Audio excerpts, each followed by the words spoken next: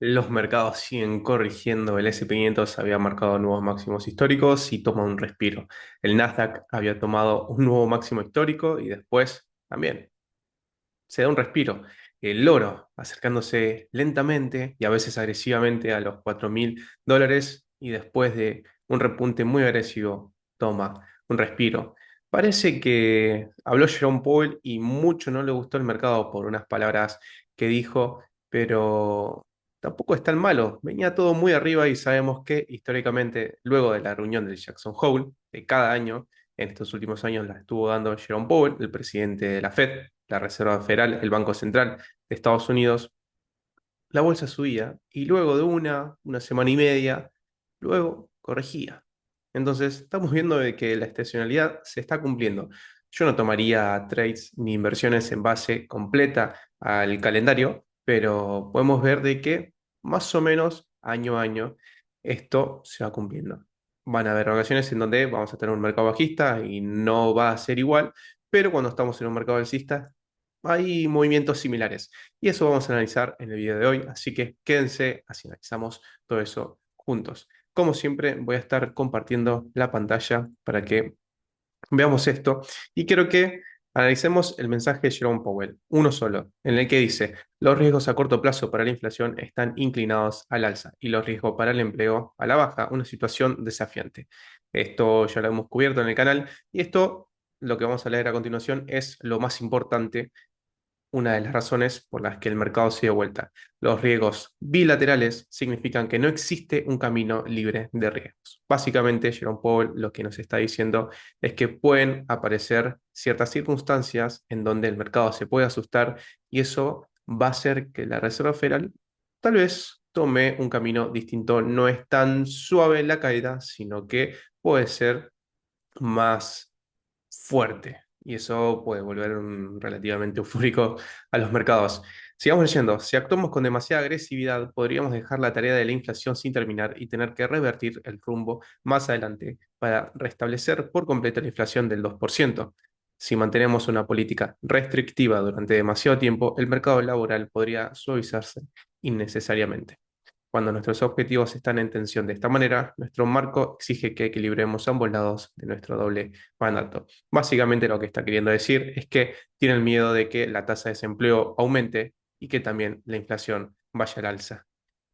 El empleo se está debilitando y la inflación no da tregua. Por eso dice que están en una situación complicada, es compleja y tienen que ver dato tras dato para ver qué decisiones toman.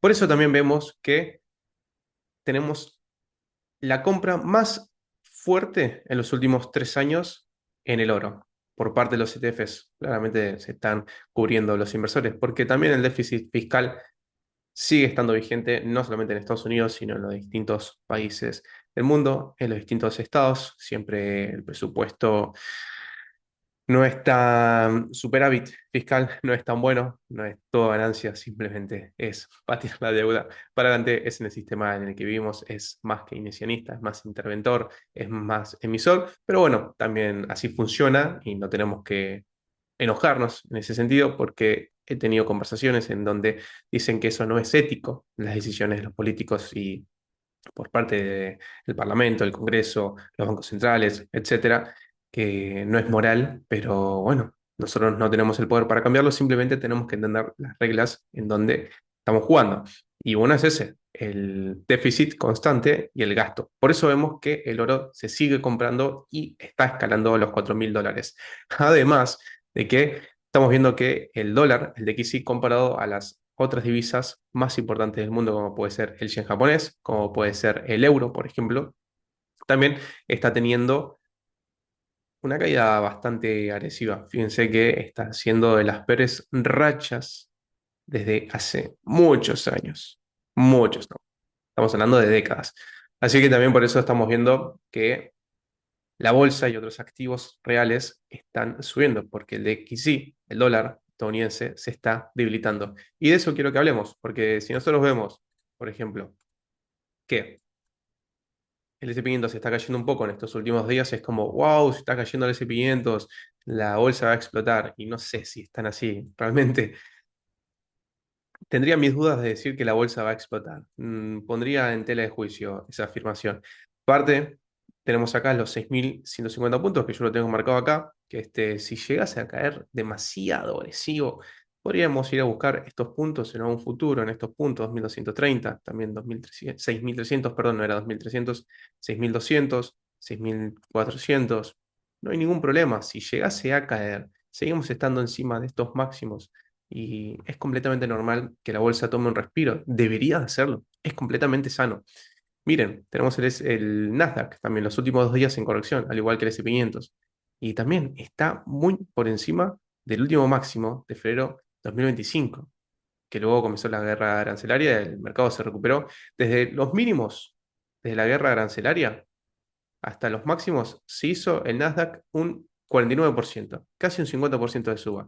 Van a decir que no es normal que se tome un respiro, debería de hacerlo, porque si no, después sí, la suba no sería tan orgánica. ¿Y cómo sabemos si la suba es saludable? Porque tenemos que ver el RSP, que el RSP es el S&P 500 Equal Weight, en donde las 500 empresas del S&P 500 pesan por igual, tienen la misma ponderación. Si nosotros marcamos este máximo que tiene, fíjense que los puntos acá hacia la derecha está consolidando en puntos máximos. Eso es lo que nosotros queremos ver para mantener una suba saludable. Que el RSP consolide por encima del máximo que le está costando encima. Lo importante es estar por arriba y no por abajo. Bien, por el momento lo estamos sosteniendo y eso puede justificar una prolongación en la suba. Que el mercado en octubre, noviembre y diciembre, en el último trimestre, veamos el famoso rally de fin de año y lo que nosotros queremos encontrarnos cuando vemos las gráficas es ver el RSP por encima. Por eso también tenemos que ver el NDXC, que es el Nasdaq equiponderado, y si medimos los mismos niveles, acá, desde el máximo de febrero de 2025, vemos que está en una situación mejor. Las tecnológicas, que esto es el Nasdaq, donde las 100 empresas más importantes pesan por igual, vemos que cruzó el alza, usó como soporte este nivel, fue hacia arriba, luego cayó, consolidó sobre este nivel y subió. Es lo que queremos ver en el RSP. El RSP sigue consolidando, en cambio, el NED. NDXC es medio trabalengua. El NDXC está por encima de este nivel, así que eso es importante y está bueno que veamos esto. Además, el IWM, que es el Russell 2000, donde las empresas de pequeña y mediana capitalización de mercado, este es el famoso risk on, donde queremos ver que haya realmente un apetito por el riesgo fuerte, no solamente en las tecnológicas, sino en las empresas de mediana y pequeña capitalización, las pymes de Estados Unidos. Fíjense que está rebotando en el techo, lo que puede indicar que caiga, consolide y vuelva a subir, que sería lo más sano para decir que el RCP está subiendo, el Nasdaq equiponderado está subiendo y también el IWM, que es el Russell 2000, está subiendo.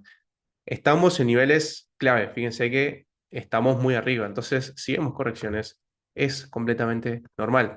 Lo que sí vimos que este día está corrigiendo el oro, pero llegó a los $3.793, casi 3.800, y nos vamos acercando a los 4.000. Estábamos viendo justamente que se produjo una de las mayores compras este año sobre el oro y por eso vemos al oro escalar. No solamente por la incertidumbre geopolítica que estamos viendo en Medio Oriente nuevamente, sino también por el conflicto que hay hoy en día, sigue vigente comercial, también problema geopolítico Rusia-Ucrania y muchos más. Pero recuerden, siempre van a haber problemas. El mercado se adapta. Y acá es lo último que veamos, a ver si hay problemas realmente. Y este es el VIX. El VIX básicamente mide la volatilidad del S&P 500. Cuando el VIX sube, significa que hay problemas y hay mucho miedo. Y cuando está por abajo, significa que todo está tranquilo. Entonces, si vemos el VIX un nivel bajo, lo tenemos acá, vamos a marcar un rango para que se entienda. Nosotros tenemos actualmente el VIX muy cerca de la parte inferior del rango y muy lejos de la parte superior del rango. ¿Esto qué quiere decir?